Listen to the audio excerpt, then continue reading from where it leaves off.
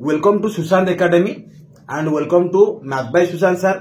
आज आम OSSC CGL group B crack करथबा स्वयं प्रभा साहू को आज देखा करवा किसी टिप्स नवा जोटा कि आमर जो पिला माने पढ़ुचंती आम प्लेटफॉर्म रे यूट्यूब चैनल रे किसी जिनस से पाइबे इंस्पायर पाइबे।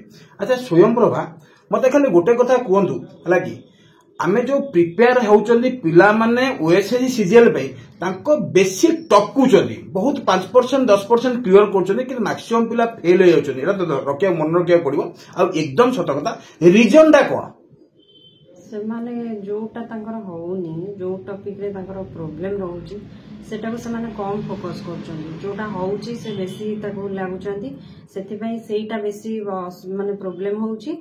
आ गोटे कथा से माने को पेशेंस रहउनी पेशेंस टा न रहिबा फल से माने डिमोटिवेट हो जाउचंदी सेति पई तांकर एग्जाम हॉल रे भी प्रॉब्लम रहउची सेति बहुत जिनस भी से माने भूल कर दे आछंती जेटा माइनस मार्किंग हेई कि भी तांकर ओवरऑल मार्किंग भी कटि जाउ। अच्छा स्वयं प्रभा हम पिला मानको समस्त मैक्सिमम पिला कहउचंदी कि जीएस बहुत टॉप पडुचे लागी एक्चुअली जीएस केमिति प्रिपेयर हेले गोटे पिला ताको आराम से हैंडल कर परियो से विषय जीएस विषय भी कोन जीएस तो मु सीजीएल कथा कहबी मु प्राय एनसीईआरटी ही फॉलो करथिली। एनसीईआरटी रो जहाँ भी क्वेश्चन थिला तार आंसर राइटिंग पई मु एनसीईआरटी प्राय फॉलो करथिली।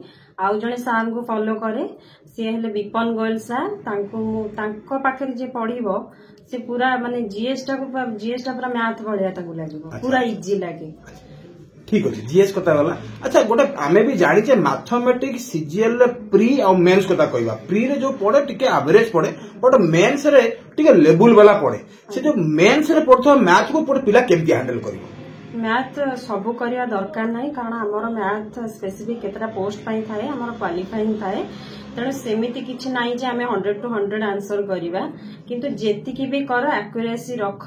आउ मु तो सार को पाखे पढुथिली 1 PM क्लास सब बेले करे न करि पाले रेकॉर्डिंग देखे क्वेश्चन प्रैक्टिस करे तेणु मते किछि प्रॉब्लम हेई नथिला। मु सब एग्जाम रे मैथ को बहुत माने मैथ पेपर मोर सब बेले 90% प्लस हेई जाए मते मैथ किछि प्रॉब्लम हेई नथिला। स्वयं प्रभा आ गोटे कथा कुह पिला माने बहुत दूर दूरांतर पिला अछंती से कि अफोर्ड करि परनाती कि जो एजुकेशनल हब आमे जेमति कोचे कटक भुवनेश्वर बालेश्वर राउरकेला सेठी आसी कि कोचिंग सेंटर रे पैसा देई पढिबा घर भड़ा नहीं पढिबा होटल रे रही खाइबा ए सब अफोर्ड करि परंतनी अबिका ए जुगे बा आजिका दिन रे ए दिन सो आ पिला मानो पे किछि बर्डन होउची कि ना ना एबे किछि भी प्रॉब्लम नाही एबे ऑनलाइन सबु माने एक्सेसिबल हेई परुची तमे जोठी भी थाओ ऑल इंडिया थाओ जोठी भी थाओ तमे ऑनलाइन सबु एक्सेस करि परिबो यूट्यूब रे फ्री रे बहुत जिंस हमें पाई परुचे तेणु सेमिति किछि भी नाही जे गोटे एई एरिया रे थिले एई परिबनी कि मनी मैटर करे सेमिति किछि बस फाइनली हमरो पाठ पढिया पे जोर दरकार पैसा दरकार नाही।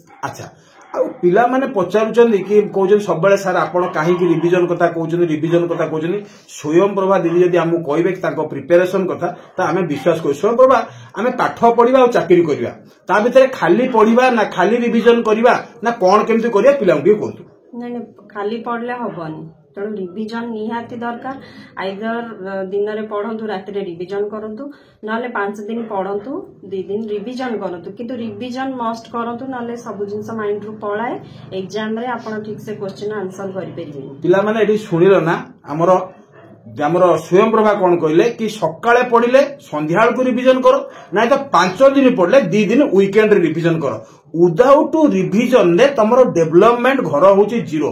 जेते बेले मैथमेटिक्स हो जीएस हो तुम कंफ्यूजन करथबो तुमको नुआ लागुथबो सेता तुम जानिबो कि तुम किछि डेवलपिंग स्टेज रे ना जेते क्वेश्चन देखु देखु मन पड़तो नाइ रे मैं क्वेश्चन करिछि ए क्वेश्चन आंसर एई हबो मते लागुछि सेउटा केवल हेई परियो जेते तमरो रिविजन हेई परछि ना आ कोन करबा रिविजन ता नहीं। अच्छा गोटे पिला सक्सेस हवा पे तार निहाती कौन गोटे बेस्ट गुण रहिया दरकार चाकरी करिया पे एई सब लाइन रे मु कहबी कॉम्पिटिटिव लाइन को जदी भी आसुचंती पेशेंस रखिया निहाती दरकार काहे कि ना गोटे एग्जाम देई देले होउनी तापरे सब डिमोटिवेट हो जाती घर लोक बहुत विभिन्न प्रकार कहती मु जानिछि मु भी फेस करिछि तेणु किछि नाही आपनकर पेशेंस रहिया दरकार आ डेडिकेशन जो लेवल रे रखी कि जाइतिले एग्जाम को सेटा सब बेले मेंटेन करिया दरकार आ किछि नाही 6 घंटा 12 घंटा 10 घंटा सेमति କିଛି ବି ନାହିଁ। ଆପଣ ଯୋଉ ଟାଇମ ରେ ପଢୁଛନ୍ତି ଭଲସେ ପଢନ୍ତୁ, ପୁରା ମାନେ ମାଇଣ୍ଡଫୁଲି ପଢନ୍ତୁ, ସେଟା ବେଶୀ ଇଫେକ୍ଟିଭ ହବ। ଆଚ୍ଛା, ପିଲେ ଟିକେ ଗୋଟେ ନିହାତି ଗୋଟେ ଇତିହାସ ଜାଣିବାକୁ ଚାହୁଁଛନ୍ତି, ଷ୍ଟୋରି ଜାଣିବାକୁ ଚାହୁଁଛନ୍ତି ଆପଣଙ୍କ ବିଷୟରେ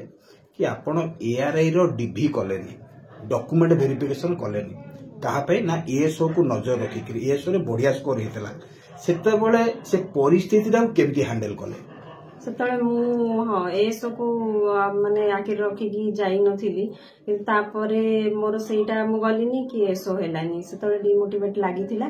କିନ୍ତୁ ସେ ପରିସ୍ଥିତିକୁ ମାନେ ଛାଡି ଦେଇକି ମୁଁ CGL ପାଇଁ ଲାଗିଥିଲି, ଆଉ CGL ପାଇଁ ଲାଗିକି ଏଇଟା ହେଇଗଲା, କ୍ରାକ୍ ହେଇଗଲା। ସେଥିପାଇଁ ଆଜି ବହୁତ ଖୁସି ଏଇଠି ବସିଛି। ଭଗବାନ କରନ୍ତୁ ତମଠୁ ଏମିତି ପିଲା, ଏମିତି ବହୁତ ପିଲା ଆସି ମୋ ପାଖରେ ବସନ୍ତୁ, 5 ମିନିଟ 7 ମିନିଟ ଆସି ମୋ ସହିତ କଥାବାର୍ତ୍ତା ହୁଅନ୍ତୁ। ମୋ ସହିତ ନୁହଁ, ଆମର ଆଗକୁ ଯୋଉମାନେ ପିଲା ପ୍ରିପେୟାର ହଉଛନ୍ତି ତାଙ୍କୁ କିନ୍ତୁ ସେମାନେ ମେସେଜ ଦିଅନ୍ତୁ। ଆଉ ସ୍ୱୟଂପ୍ରଭା ମତେ ଗୋଟେ କଥା କୁହ ତ, GS କଥା ତ ଦୀପକ ଗୋଏଲ କଥା କହିଲ, ମାଥମେଟିକ୍ସ କି 1PM ହଉଛି ବେଷ୍ଟ, ଏମିତି ଇଂଲିଶ ବି ଅଛି। ତାମାନେ ଆପଣ କହିବା କଥା ସବୁ ଜିନିଷକୁ ଆମେ ଯଦି ପାରାଲାଲି ଦେଖିବା ତାହେଲେ ଆମେ କଣ କରିବା, ସକ୍ସେସ ହବା। ଆମର ମାଥମେଟିକ୍ସ ହଉଛି GS କୁ କମ କରିଦବା, GS ହଉଛି ମାଥମେଟିକ୍ସ କମ କରିଦବା, ଏମିତି କଲେ ଚାକିରି ହେଇପାରିବନି। ଚାକିରି କରିବା ପାଇଁ ସବୁ ଜିନିଷ ପାରାଲାଲି ସବୁତକ ସମାନ ଯିବା ଦରକାର, ହଁ ନା ନାଇଁ? ଏକଦମ। ତେଣୁ ପିଲାମାନେ ଆମେ ଏଠି ସ୍ୱୟଂପ୍ରଭା କଥା ଶୁଣିଲେ, ସ୍ୱୟଂପ୍ରଭା ଷ୍ଟୋରି ଶୁଣିଲ କି ସେ ARI ର DV କରିନାହାନ୍ତି, ଡକୁମେଣ୍ଟ ଭେରିଫିକେସନ କରିନାହାନ୍ତି ESO ପାଇଁ। ତାପରେ ବି କଣ ହେଲା, ସେ ଭାଙ୍ଗି ଗଲେନି, ନା ESO ହେଲା ନା ARI ହେଲା। ସେ ପୋଜିସନ ତମେ ନିଜେ ଭାବ କେମିତି, ମାନେ ପୋଜିସନ କେମିତି ଟାଇମ ଦେଇ ଗତି କରୁଥିବେ। ଆଫ୍ଟର ଦ୍ୟାଟ ସେ ଧୈର୍ଯ୍ୟ ଧରି ପାଠ ପଢୁଥିଲେ, ଆଉ OSSC CGL ର ଗ୍ରୁପ ବି କ୍ରାକ୍ କରିଦେଲେ। ତାହେଲେ ତାଙ୍କ ଧୈର୍ଯ୍ୟକୁ ମାନିବାକୁ ପଡିବ। ତାଙ୍କ କହିବା ଅନୁସାରେ ରିଭିଜନ ହଉଛି ମୋଷ୍ଟ, ସକାଳେ ପଢିଲେ ସନ୍ଧ୍ୟା ବେଳେ ରିଭାଇଜ କର, 5 ଦିନ ପଢିଲେ 2 ଦିନ ରିଭାଇଜ କର। ଆଉ ପାଠ ପଢିବା ପୂର୍ବରୁ, କମ୍ପିଟେଟିଭ ଲାଇନ ଆସିବା ପୂର୍ବରୁ ତମକୁ ନିହାତି ଧୈର୍ଯ୍ୟ ଧରିବା ଦରକାର। ଧୈର୍ଯ୍ୟ ଧରିଲେ ଚାକିରି ହେଇଯିବ। ନା ଆଉ କଣ କହୁଛନ୍ତି ସ୍ୱୟଂପ୍ରଭା କୁହନ୍ତୁ? ଏକଦମ ସତ କଥା। ଆଜି ଆମେ ଏତିକି କଥା କହିକିରି ଆମ କଥାଟାକୁ ବନ୍ଦ କରୁଛେ, ହେଲା କି? ଆମେ ପୁଣି ଆଉ କିଛି ନୂଆ ପିଲା ଯୋଉମାନେ ସକ୍ସେସ ହଉଛନ୍ତି ତାଙ୍କୁ ଆମେ ଧରିକି ବସିବା, ତାଙ୍କ ବିଷୟରେ କଥାବାର୍ତ୍ତା ହବା, ଆଉ ତାଙ୍କଠୁ କିଛି ଇନ୍ସପିରେସନ ଅନ୍ୟମାନଙ୍କୁ ଦବା, ଆଉ ଆମେ ନିଜେ ବି ଇନ୍ସପାୟାର ହବା, ଆଉ ଆମ ଜୀବନରେ କାମରେ ଲଗେଇବା। ଜୟ ଜଗନ୍ନାଥ, ଜୟ ଜଗନ୍ନାଥ, ଜୟ ଜଗନ୍ନାଥ।